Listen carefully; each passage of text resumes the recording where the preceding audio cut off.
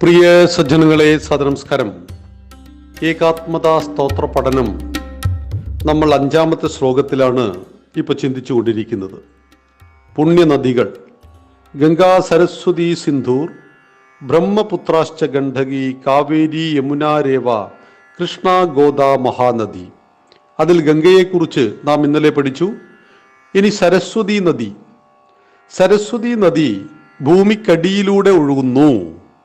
ഭാരതം തീർച്ചയായിട്ടും പുണ്യമായി കരുതുന്ന ഈ നദി ഇന്ന് നമ്മുടെ പുറം ലോകത്ത് കാണുവാനില്ലെങ്കിൽ കൂടിയും അത് ആദിബദ്രിയിൽ നിന്നും ഉത്ഭവിച്ച് രാജസ്ഥാനിലൂടെ ഒഴുകി ഗുജറാത്തിലെ റാൻ ഓഫ് കച്ചിൽ സമുദ്രത്തിലെത്തുന്ന സരസ്വതി.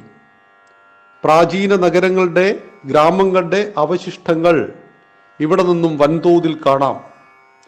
കുഴിച്ചാൽ ഉപ്പുവെള്ളം മാത്രം കിട്ടുന്ന സംസ്ഥാനങ്ങളിൽ പോലും സരസ്വതി തടത്തിൽ കുഴിച്ചാൽ ശുദ്ധമായ വെള്ളം കിട്ടുന്നുണ്ട്. ആദിബദ്രി, കുരുക്ഷേത്രം, ഹിഹോവ, പുഷ്കരം എന്നീ തീർത്ഥങ്ങൾ ഈ നദീതടത്തിലാണുള്ളത്. കുരുക്ഷേത്രയിലെ ബ്രഹ്മസരോവർ ഏഷ്യയിലെ ഏറ്റവും വലിയ മനുഷ്യനിർമ്മിത തടാകമാണ്. പ്രഭാസ പട്ടണത്തിൽ വെച്ച് സരസ്വതി സമുദ്രത്തിൽ ലയിക്കുന്നു. മനു, കുരുമഹാരാജാവ് എന്നിവരുടെ തലസ്ഥാനം ഈ നദിയുടെ തീരത്തായിരുന്നു. മാർക്കണ്ഡേയ മഹർഷി ഇതിൻ്റെ തീരത്താണ് തപസ് ചെയ്തത്. സരസ്വതി നദി ഗംഗ, സരസ്വതി രണ്ടാമതായി ഗണിക്കപ്പെടുന്നു. മൂന്നാമത്തേത് സിന്ധു. സപ്തസിന്ധു എന്ന് വേദത്തിലും ഹപ്തസിന്ധു എന്ന് പാർസി മതമായ സെന്ത് അവസ്ഥയിലും വിളിക്കപ്പെടുന്ന സിന്ധുവും ഉപനദികളും ഭാരതത്തിലെ ഏറ്റവും ചരിത്ര പ്രാധാന്യമുള്ള നദികളാണ്. ഭാരതത്തിൽ ഹിന്ദുസ്ഥാൻ എന്നും ഭാരതീയർക്ക് ഹിന്ദുക്കളെന്നും പേര് കിട്ടുവാൻ ഈ നദിയാണ് കാരണം. സിന്ധു നദീ തട സംസ്കാരം ഹിമാലയത്തിലെ മാനസ സരോവരിൽ നിന്നും ഉത്ഭവിച്ച് 500 കിലോമീറ്റർ ജമ്മു കാശ്മീരിലൂടെ ഒഴുകി പശ്ചിമ പഞ്ചാബ് സിന്ധു പ്രദേശത്തൂടെ ഒഴുകി കറാച്ചിയിൽ സിന്ധു സമുദ്രത്തിലെത്തുന്ന സിന്ധു നദിയുടെ നീളം 3180 കിലോമീറ്ററാണ്. ഖൈബർ കടന്നു വന്ന നിരവധി അക്രമകാരികൾ ഈ നദീതീരത്ത് മണ്ണിടിഞ്ഞിട്ടുണ്ട്. പഞ്ചാബ് എന്ന പേര് സിന്ധുവിൻ്റെ 5 പോഷക നദികളായ സത്ലജ്, രവി, വ്യാസ്, ചിനാബ്, ഥലം എന്നീ നദികൾ മൂലമാണ്. പഞ്ചം 5, ആബ് വെള്ളം, പഞ്ചാബ് എന്ന പേര് അങ്ങനെ ഉണ്ടായി എന്ന് പറയുന്നു. സിന്ധു നദീതട സംസ്കാരം നമ്മൾ ഏറെ ചർച്ച ചെയ്യപ്പെട്ടതാണ്. സിന്ധ് എന്ന വാക്ക് ലോപിച്ച് അത് ഹി ആയി, ഹി ആയി. ആ സിന്ധു നദിയുടെ തീരത്തുള്ളവൻ ഹിന്ദുവായി എന്നൊരു വാദം ഹിന്ദു എന്ന വാക്കിനെ കുറിച്ചുണ്ട്. സാധാരണ ആളുകൾ ചോദിക്കാറുണ്ട്, ഹിന്ദുക്കളുടെ അടിസ്ഥാന ഗ്രന്ഥം വേദമാണ്, ഈ വേദത്തിൽ ഹിന്ദു എന്ന വാക്കില്ലല്ലോ എന്നും.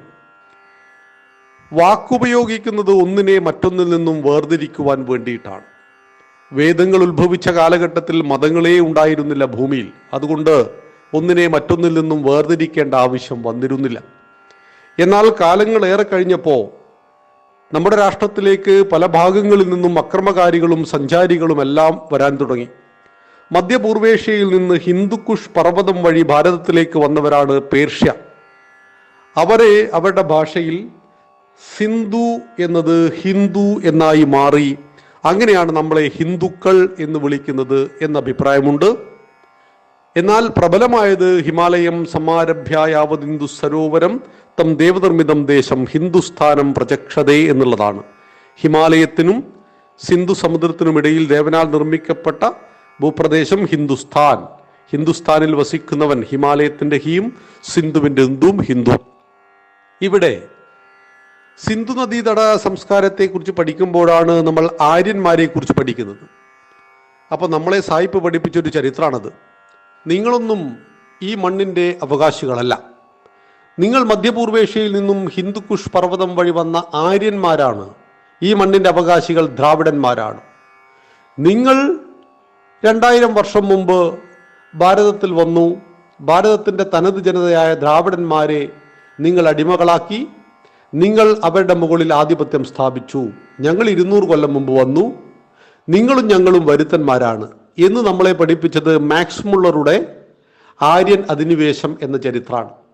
സ്വന്തം രാഷ്ട്രത്തോട് അതിൻ്റെ പൈതൃകത്തോടും പാരമ്പര്യത്തോടും അഭിമാനമില്ലാത്തവരായി നമ്മെ വളർത്തുവാൻ വേണ്ടി ചരിത്ര പാഠപുസ്തകങ്ങളെ വികലമാക്കി. ആ ചരിത്രം നിർഭാഗ്യവശാൽ ഇന്നും നമ്മുടെ ഭാരതത്തിൽ പഠിപ്പിച്ചുകൊണ്ടിരിക്കുന്നു. വെളുത്ത സായിപ്പിൽ നിന്ന് കറുത്ത സായിപ്പിലേക്ക് അധികാരം കൈമാറി എന്നേ ഉള്ളൂ, ചരിത്രമൊന്നും മാറിയില്ല. ഇവിടെയാണ് സിന്ധു നദിയുടെ പ്രാധാന്യം. അപ്പം നദികളെക്കുറിച്ച് പറയുമ്പോൾ ഗംഗയും സരസ്വതിയും സിന്ധുവുമാണ് നമ്മൾ പരിചയപ്പെട്ടത്. മറ്റ് നദികളെക്കുറിച്ച് നമുക്ക് നാളെ ചിന്തിക്കാം. നന്ദി, നമസ്കാരം. വന്ദേ മാതരം.